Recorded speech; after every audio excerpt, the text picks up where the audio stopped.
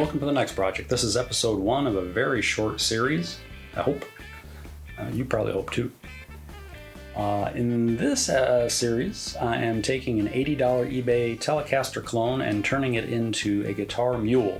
What is a guitar mule, you ask? Good question. My definition is a guitar that I can use and has been modified to use to test pickups. And when I say modified, I mean made so I can easily swap pickups in and out of it pretty quick without having to take strings off or unbolt a bunch of stuff. So I took this $80 eBay guitar, which I played for about 5 minutes, broke the high E string off it, and decided it was time to modify the guitar. That's kind of my test. If the E string breaks right away, I have to take the guitar apart. So once I took it apart, I started routing a big, it's a swimming pool, well, it's a wading pool in it. Made myself a big cavity area also, so I can put a couple volumes and maybe some selector knobs on it so I can change capacitance or resistance in the circuit to see what the pickups that I'm testing really would sound best with. And when this is all strung up, I'll easily be able to swap out pickups by just running the wiring into these stereo spring clip kind of connectors. Wires will clip right in there, and without pulling the strings off, I'll be able to just pull the pickups out. They have little magnets mounted into I call them pickup tower, and they'll just drop in and slide underneath the strings, hopefully, and they'll stay in place so I can make some beautiful sounds or crazy noise, whichever comes first. Well, let's start the next project.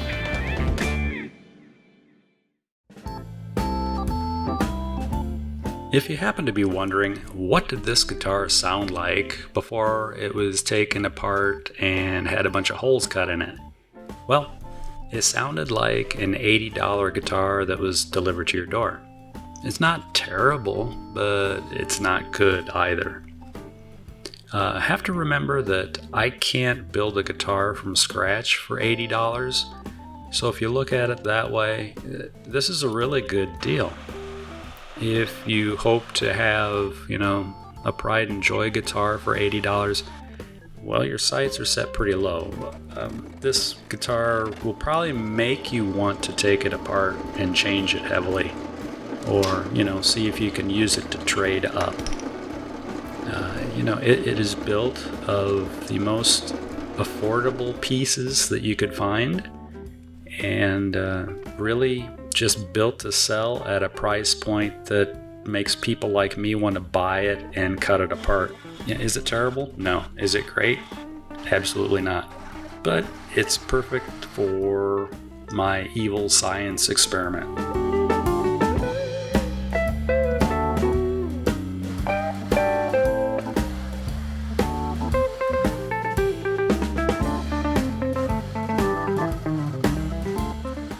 My process for working on this guitar was largely plan on the fly. I had an idea in my mind for a couple of years actually to do something along this line, and I've just been looking for the right guinea pig to work on. So it really started out with getting the guitar, already knowing I was going to cut it apart, take it apart, did some magic marker sketching right on the surface of the body to figure out what I needed to remove. Used a Forstner bit to remove the bulk of the wood. Followed that up by various router bits. And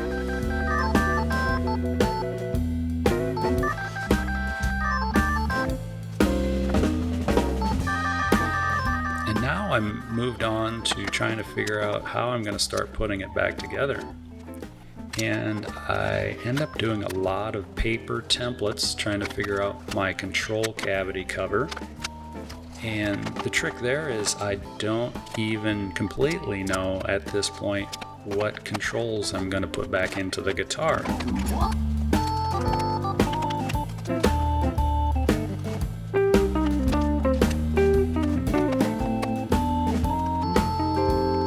I keep reminding myself that since I don't have a well thought out plan, I just have a general idea for a goal in mind, that I need to just have fun, continue to experiment, expect to make errors and try to learn along the way.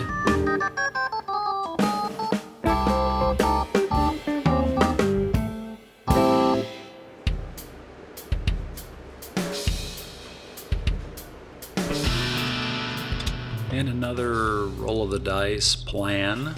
Been trying to figure out the best way to install temporary pickups so they can be put in and pulled out. And I came up with this idea to create a notch in the upper part of the guitar cavity that I made. And then I'd use little insertable towers that I could put in there. Okay, so how do you get those to stay in place? Well, I decided to use magnets. Well, first I thought, well, having a magnet near a pickup is going to cause a lot of interference. Well, I don't think that's going to be an issue. I'm using very small magnets. They have limited power. I think they'll be far enough away from the pickup magnetic field not to really do any interfering. Then I needed to figure out what material I'd use to attach the magnets to. Well, there's typically metal all over the place when you don't need it. And when you do need it, you have a hard time finding something. I was digging through my toolbox and ran across an old hacksaw blade that was, half the teeth were torn out of it. And I stuck a magnet to it and I said, there we go, that's what I'm going to use. So I cut the hacksaw blade down to length. Now the rest of the story, I just keep going. Put a little shallow groove in the body to drop the hacksaw blade magnet attachment point in, and away we go.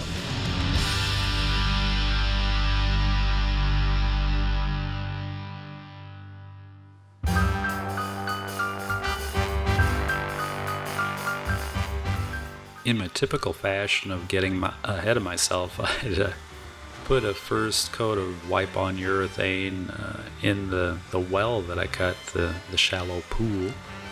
And then I was like, I should have eased the edge of that big hole that I cut. So, then I went back and used a round over bit to ease the edge a bit.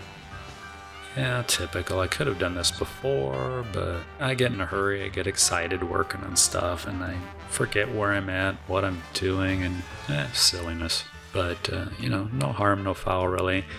It's all part of a plan that I really don't have. It's more of a goal. I know where I want this project to be in the end, and it's, how I get there is up in the air. It's a matter of just trying to reach the final destination more than knowing what the path will be. So it's all experimentation, a lot of fun, trial and error, just goofiness.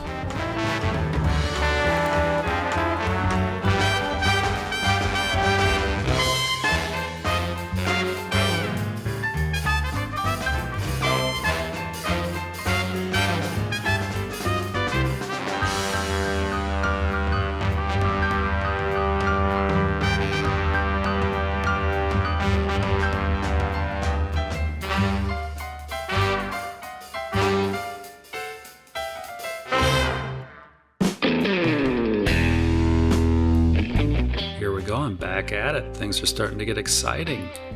I have almost a final shape for the control cavity cover figured out. And again, this is not a beautiful shape. It's more function.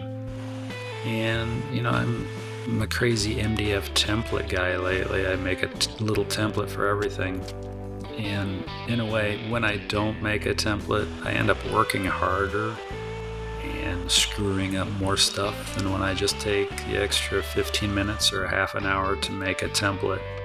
Even though the template may only get used for something as quick as putting a bevel on the plate, it really ends up being a worthwhile use of my time.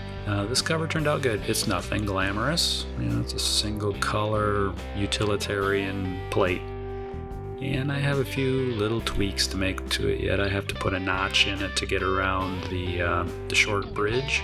And I also have to figure out how I'm going to get these stereo connector pieces mounted in there. And I kind of hacked it together. but with everything all, mounted into one piece, it looks good, it looks intentional, and that's good enough for this project. Would I do things different in the future? Maybe.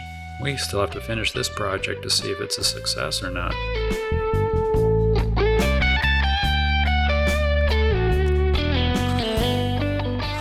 And wrapping up this episode, I am soaking all my drill holes and all the bridge holes with CA to help petrify the wood a little bit, keep the screws from stripping out.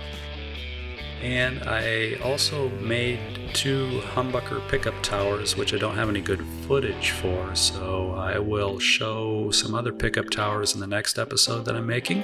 I want to thank everybody for hanging with me at the kickoff of this project. I hope you found it interesting or entertaining.